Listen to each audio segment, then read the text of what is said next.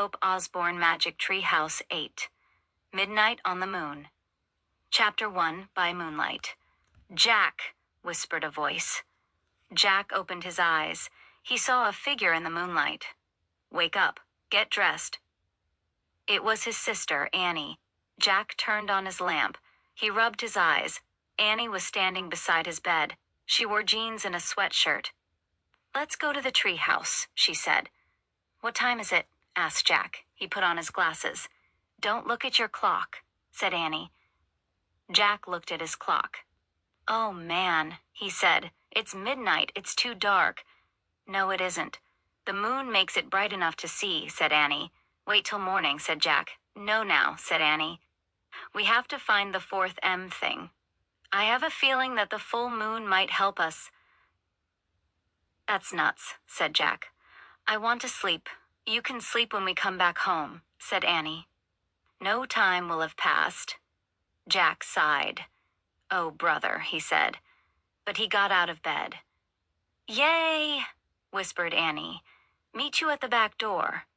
She tiptoed out of Jack's room. Jack yawned.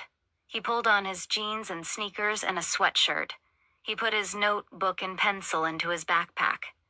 Then he crept down the stairs. Annie opened the back door. Quietly, they stepped outside. Wait, said Jack. We need a flashlight. No, we don't. I told you the moon will light our way, said Annie, and she took off. Jack sighed, then followed her. Annie was right, thought Jack. The moon was so bright that he could see his shadow.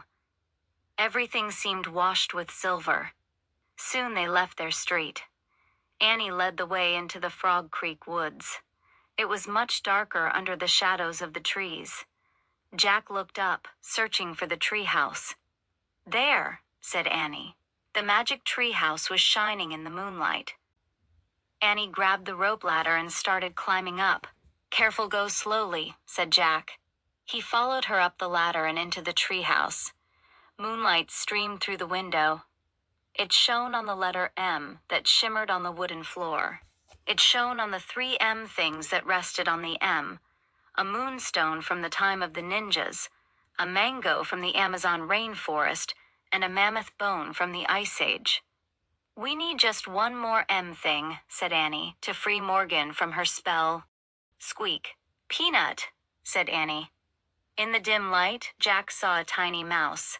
She sat on an open book. You didn't expect to see us this late, did you? Said Annie. She picked up Peanut, and Jack picked up the open book. So where are we going this time? Annie asked him. Jack held the book up to the moonlight. Uh-oh, he said. I knew we should have brought a flashlight. I can't read a thing. He could make out diagrams and shadowy pictures, but he couldn't read a word. Look at the cover, said Annie. The letters were bigger on the cover. Jack squinted at them. It's called Hello Moon, he said. Annie gasped. We're going to the moon. Of course not, said Jack. It's impossible to go to the moon without tons of equipment. Why? There's no air. We couldn't breathe. Not only that, we'd boil to death if it was day, and freeze to death if it was night. Yikes, said Annie. So where do you think we are going? Maybe a place where people train to be astronauts, said Jack. That sounds neat, said Annie. Yeah, said Jack. He'd always wanted to meet astronauts and space scientists. So say the wish, said Annie. Jack opened the book again. He pointed to a picture of a dome-shaped structure. I wish we could go there, he said. The wind started to blow. The treehouse started to spin. It spun faster and faster and faster. Then everything was silent. Absolutely silent. As quiet and still as silence could be. Chapter 2. Space Motel. Jack opened his eyes. He looked out the window. The treehouse had landed inside a large white room. What kind of training place is this? Asked Annie. I don't know, said Jack. The room was round. It had no windows. It had white floors and a curved wall lit by bright lights. Hello, Annie called. There was no answer. Where were all the astronauts and space scientists? Jack wondered. There's nobody here, said Annie. How do you know? Said Jack. I just feel it, said Annie. We'd better find out where we are, said Jack. He looked at the page in the moon book. He read the words below the picture of the dome. A moon base was built on the moon in the year 2031. The top of the dome slides open to let spacecrafts enter and leave. Oh, man, Jack whispered. What's wrong? Said Annie. Jack's heart pounded with excitement. He could hardly speak. We've landed inside a moon base, he said. So? Said Annie. So the moon base is on the moon, said Jack. Annie's eyes widened. We're on the moon, she asked. Jack nodded. The book says the moon base was built in the year 2031, he said. So this book was written after that, which means this book is from the future. Oh, wow, said Annie. Morgan must have gone forward in time to borrow it from a future library. Right, said Jack. And now we're in the future, on the moon. Squeak, squeak! Annie and Jack looked at Peanut. The mouse was running around in circles. Poor Peanut, said Annie. She tried to pick the mouse up, but Peanut hid behind the mango on the letter M. Maybe she's nervous about being on the moon, said Annie. She's not the only one, said Jack. He let out a deep breath, then he pushed his glasses into place. So what's a moon base? Asked Annie. Jack looked at the book. He read aloud. When scientists visit the moon for short periods, they eat and sleep in the moon base. A space motel, said Annie. I guess, said Jack. He read more. The small base has a landing chamber and a room for storing spacesuits. Air and temperature controls make breathing possible. So that's why we can breathe, Jack said. Let's explore, said Annie. We have to find the fourth thing for Morgan. No, first we should study this map, said Jack. He pulled out his notebook. You study it, said Annie. Jack copied the map. Then he drew in the tree house. Okay, he said. He pointed at the X in his drawing. We're here. Jack looked up. Annie was gone. Oh, brother, Jack said. As usual, she had left without him, before they could even make a plan. Jack put the moon book and pencil into his pack. Carrying his notebook and backpack, he started out the window. Squeak! Squeak! Jack looked back at Peanut. The mouse was running back and forth on the M. Stay here and be safe, said Jack. We'll be back soon. Jack swung himself over the windowsill. His feet touched the floor of the landing chamber. Annie, he called. There was no answer. Jack looked at his diagram. It showed only one way to go. Jack walked along the curved white wall to the stairs. He climbed the steps to a hallway. Jack, hurry! Annie was at the end of the hallway, standing in the airlock. She peered out a window in a giant door. Jack hurried toward her. Annie stepped aside so he could look out the window too. Oh, man, said Jack. What he saw took his breath away. He stared at a rocky gray land. The land was filled with giant craters and tall mountains. The sun was shining. But the sky was ink black. Say hi to the moon, Annie said softly. Chapter 3. Open Sesame. The fourth M thing must be out there, said Annie. Beside the door was a button with the word open on it. Annie reached for the button. Wait! Jack grabbed her hand. There's no air on the moon, remember? Oh, right, but we have to go out to find the M thing. Let's see what the book says, said Jack. He pulled the book out of his pack. He flipped through it until he found a page that showed the surface of the moon. He read aloud, It takes 14 Earth days to equal 1 day on the moon. No air protects the moon from the sun's rays, so daytime heat reaches 260 degrees. Jack looked at Annie. I told you our blood would boil if we went out there, he said. Yuck, she said. Jack read from the book again. Moon scientists wear spacesuits, which have controls to keep them from getting too hot or too cold. They have tanks, which provide air for 2 hours. Where do we get spacesuits? Asked Annie. She looked around, then trotted back down the hall. Maybe there. Jack was studying his map. Let's try the spacesuit storeroom. Don't look at the map, said Annie. Look at the real room. Jack glanced up. Annie was peering through a doorway off the hall. There's a ton of space stuff in here, she said. Jack went to look. Bulky white suits hung from hangers. Air tanks, helmets, gloves, and boots sat in neat rows on shelves. Wow, it's like the armor room in a castle, said Jack. Yeah, with huge armor, said Annie. Let's pick out the smallest stuff, said Jack. The suits can go over our clothes. Annie found the smallest white suit, and Jack found the next smallest. They stepped into them. Then Annie locked Jack's air tank into place. Thanks, he said, and he did the same for her. Thanks, she said. Gloves? Said Jack.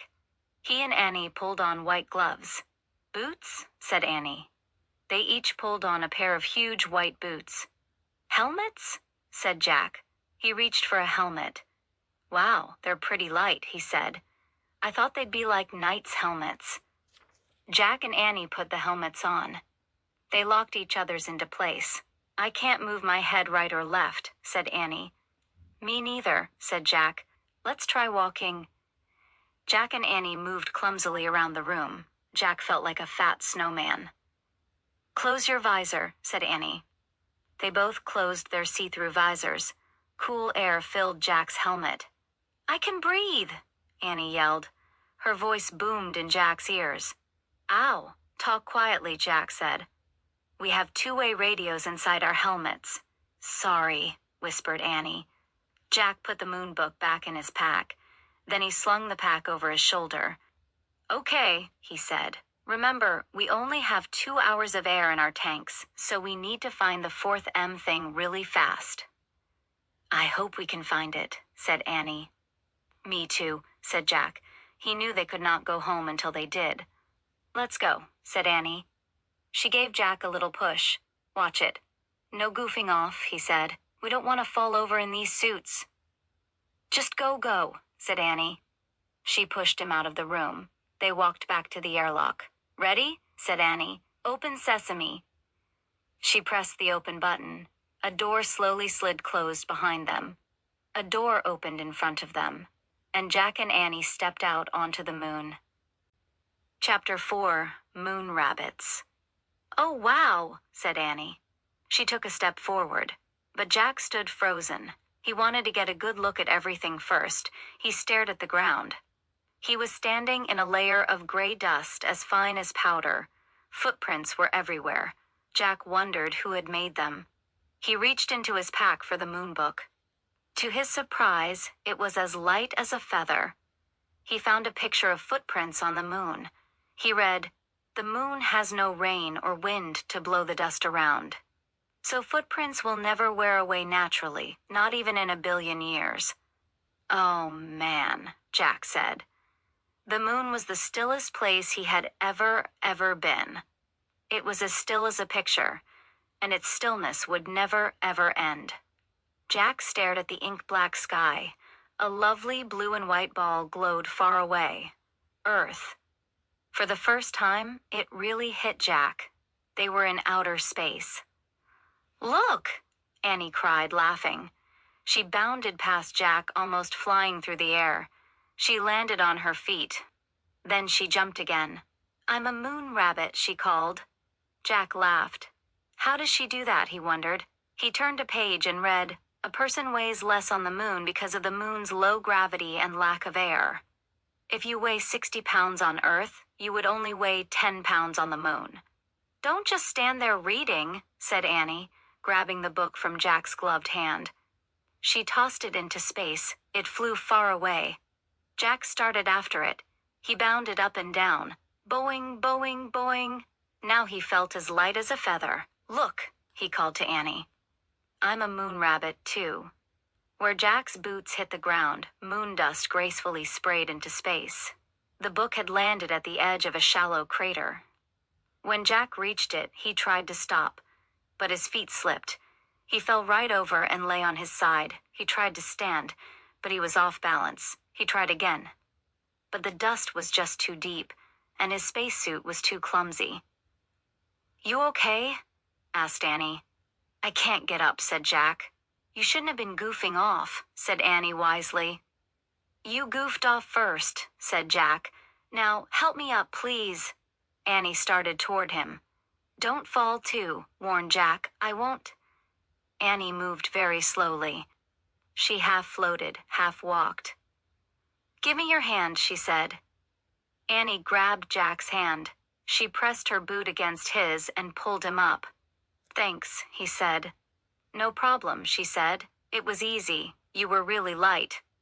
"Thank goodness," said Jack. "It's impossible to get up alone." He picked up the moon book. It was covered with dust. He brushed it off. "Oh, wow, look," said Annie. She stood at the edge of the crater. "What is it?" said Jack. "A moon buggy," said Annie.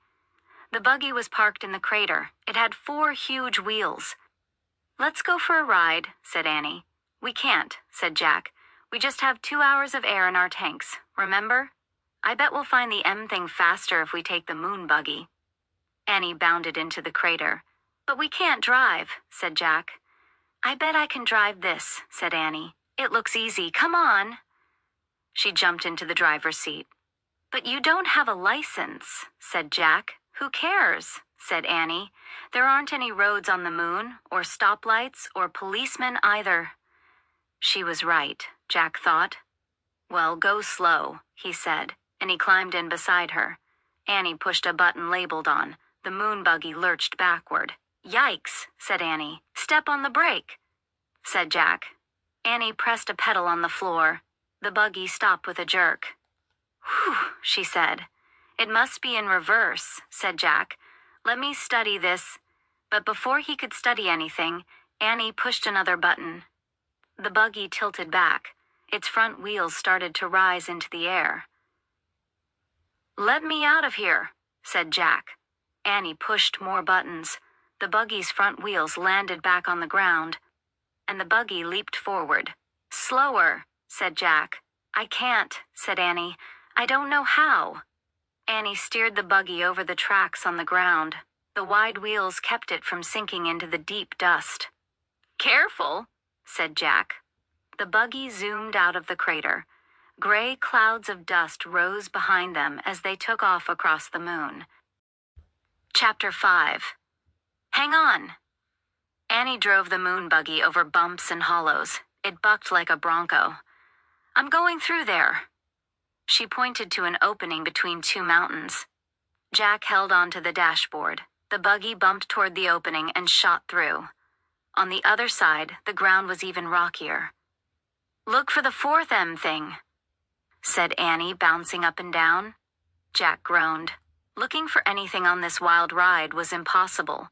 "Slow down," he said. "How?" "Try pressing on the brake pedal." "On the floor slowly."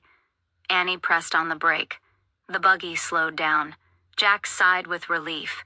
The ride was still bumpy, but now at least he could take a good look at the moon.